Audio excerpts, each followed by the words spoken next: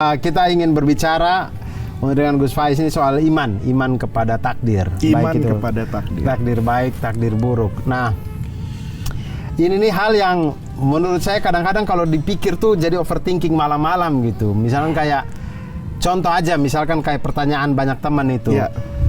Kalau memang Allah itu sudah menakdirkan kita baik atau buruk, Ya. surga atau neraka, katanya itu sudah ditentukan semuanya.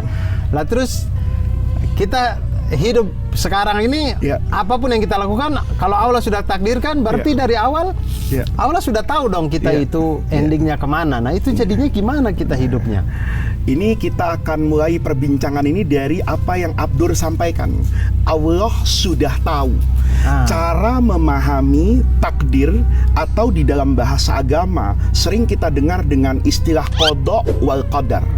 Untuk memahami ini, saya ingin memasuk melalui dua muqaddimah, Mas Abdur.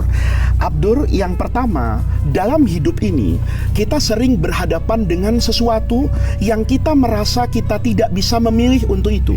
Tetapi kita juga berhadapan dengan banyak hal yang kita tahu bahwa itu adalah pilihan kita.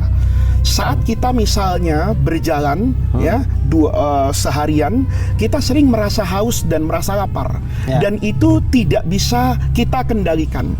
Kita tidak pernah tahu kapan lapar itu datang dan kapan haus itu datang.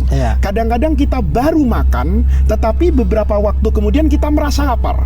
Ada masa kita tidak makan ini, tapi kita juga tidak merasa lapar. Itu mungkin kayak sahabat Mas Abdur kalau lagi patah hati.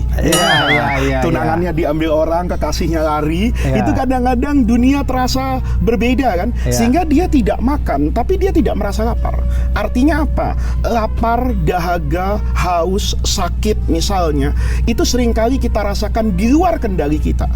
Tetapi ada sesuatu bahkan yang sejatinya di luar kendali kita, di luar rencana kita, tetapi kita masih bisa memiliki keinginan untuk memilih pilihan yang ada. Misalnya ketika kita jalan di samping bukit, misalnya di tengah jurang misalnya, kemudian kita terpeleset. Ada yang terpeleset kemudian jatuh, ada yang sebelum terpeleset dia masih sempat kan, tangannya pegangan. Ketika ada orang melempar batu ke mukanya, ada yang dia bisa melakukan gerakan sehingga batunya lolos dari mukanya, ada yang bisa melakukan gerakan tangan. Ini semua adalah fitrah manusia. Kalau kita ngambil dari sini masuknya, maka kita tahu kok ada dalam hidup ini yang sejatinya kita tidak memiliki pilihan, tetapi ada bagian dari hidup ini yang kita sebenarnya memiliki pilihan. Itu muqaddimah yang pertama dulu nih.